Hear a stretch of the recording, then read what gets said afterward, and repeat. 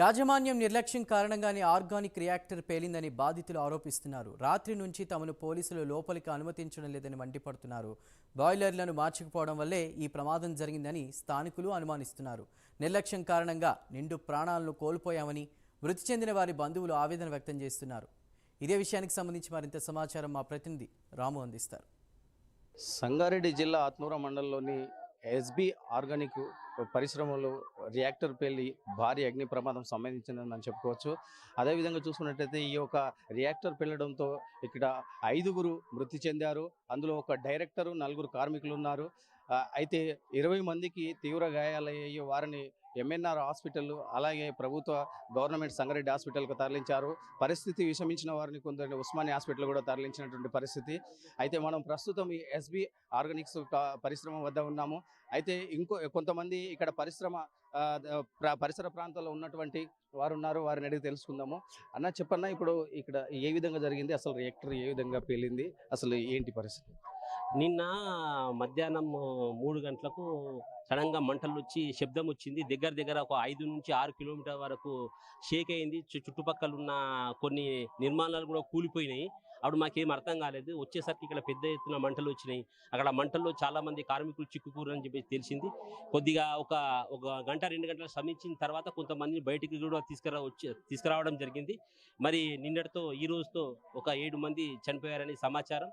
ఇంకా కూడా చాలా మంది ఒక 20 మంది ప్రాణాలు సీరియస్గా ఉంది. వాళ్ళని చికిత్స చేయిస్తున్నారు. ఒకటే అసలు ఫస్ట్ ఇది హత్నూరా మండలంలో 1 మంత్ లోపలనే ఇది రెండో ఇన్సిడెంట్ కారణం. దీనికి మెయిన్ కారణం ఏంటంటే సేఫ్టీ ప్రికాషన్స్ తీసుకోకపోవడమే.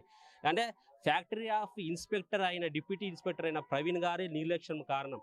ఎందుకంటే అతను వసూళ్ల మీద, అంటే డబ్బు వసూళ్ల మీద ఉన్న శ్రద్ధ సేఫ్టీ ప్రికాషన్ మీద ఆయనకు ఉండదు. మేము భారత రాష్ట్ర ట్రేడ్ యూనియన్ నుంచి మొన్న కోవలెంట్లో అయిన తర్వాత కలెక్టర్ గారికి, మేము సంగారెడ్డి జిల్లా కలెక్టర్ గారిని వినతి పత్రం కూడా ఇచ్చినాం. ఇమీడియట్గా ప్రవీణ్ గారి పైన చర్య తీసుకోవాలి.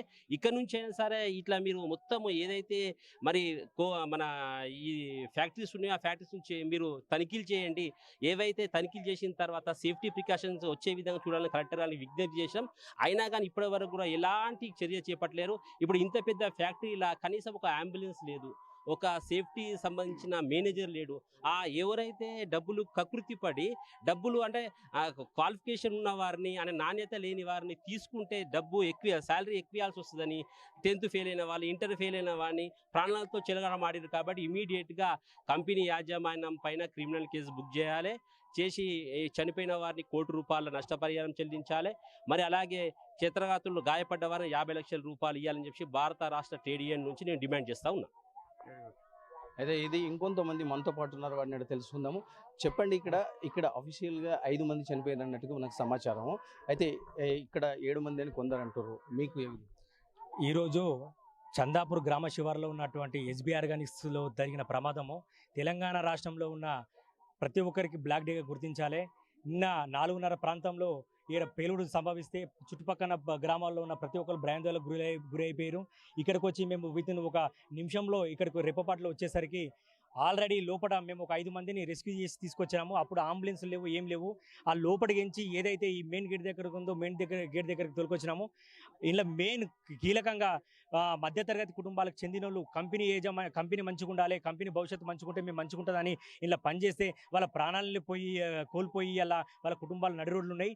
దీనికి పూర్తి కారణము ఇంట్లో సేఫ్టీ అనేది పూర్తిగా లోపించి ఇలా రియాక్టర్ కానీ ఉన్న బైలర్ కానీ దగ్గరగా ఉండి ఇలా వాళ్ళకి అంబులెన్స్ లేదు, ఒకవేళ ఫైర్ ఇంజన్ లేదు, వాటర్ అయిపోయిన పరిస్థితి ఉంది. మేము ఆడికైనా కాపాడదాం అనుకున్నాం, వాటర్ లేని పరిస్థితి ఉండేసరికి మేము ఏం చేయలేకపోయినాము. ఇప్పటికైనా చనిపోయిన వారికి ₹1,00,00,000 ఇచ్చి ఇప్పటికీ 6 నుంచి 7 మంది చనిపోయారు. పొద్దున కూడా కొన్నేళ్ళ ఒక అబ్బాయి చనిపోయాడు. 7 మంది చనిపోయారు. వాళ్ళందరికీ కూడా ₹1,00,00,000 కాడికి వాళ్ళకి ఇచ్చి, ఎవరైతే క్షతగాత్రులు ఉన్నారో వాళ్ళందరికీ ₹50,00,000 కంపెనీ కానీ ప్రభుత్వం కానీ వాళ్ళకి ఇచ్చి వాళ్ళ కుటుంబాలకు భరోసాగా మేము అందరం ఉన్నామని మనం అందరం హామీ ఇవ్వాలని మనస్ఫూర్తిగా కోరుకుంటున్నాం.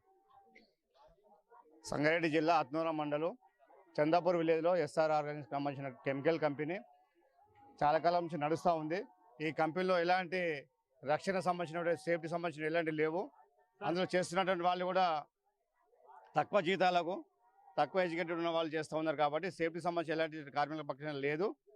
ఈ కంపెనీ కార్మికుల పక్షాన వాళ్ళకి కావాల్సిన సేఫ్టీ ఇవ్వాలని చెప్పాము. అది ఎక్కడ కూడా పట్టించుకోలేరు. కాబట్టి ఇండస్ట్రియల్ జోన్ వాళ్ళ ఆఫీసర్ వాళ్ళందరూ కూడా వీటి మీద ఎలాంటి చర్యలు తీసుకోలేరు.